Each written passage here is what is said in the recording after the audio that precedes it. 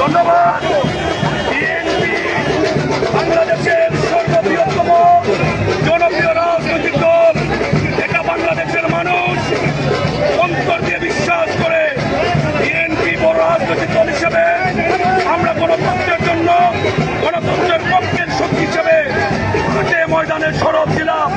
আমরা জানি জনগণের ম্যান্ডেট ছাড়া, জনগণের প্রতিনিধি ছাড়া রাষ্ট্রীয় ক্ষমতায় যাওয়া যায় না। বিএনপি বরাবরই নির্বাচনের জন্য প্রস্তুত ছিল।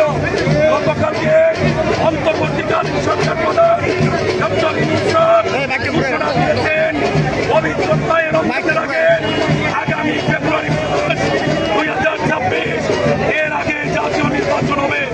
আমরা বিশ্বাস করি প্রশাসনে এবং প্রধান নির্বাচন কমিশনার সহ যারা আছেন তারা অতি দ্রুত প্রজ্ঞাপনজারির মাধ্যমে অবশ্যই ঘোষণা হবে। জাতি প্রস্তুত, তার ভোট সে নিজে চায়। আমাদের প্রিয় নেতা তারেক রহমান বলেছেন আমরা গণতন্ত্রের জন্য লড়ছে, মানুষের ভোটাধিকারের জন্য লড়ছে। ধানের ভোট দেবে তাহলে ভোট দেওয়ার জন্য প্রস্তুত।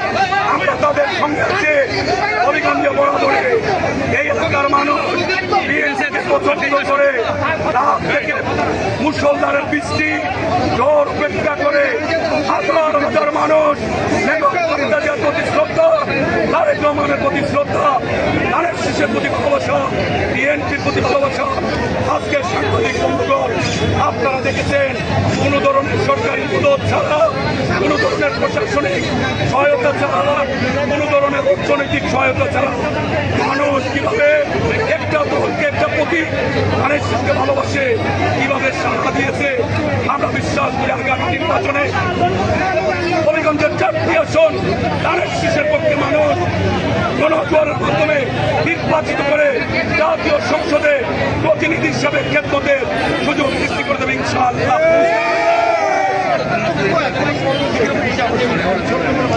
ষড়যন্ত্রকারীরা সর্ব অবস্থায় সক্রিয়, এটা আমরা বিশ্বাস করি। তারা জনগণের কোটি কোটি টাকা, হাজার হাজার কোটি টাকা চুরি করে বিদেশে পালিয়েছে।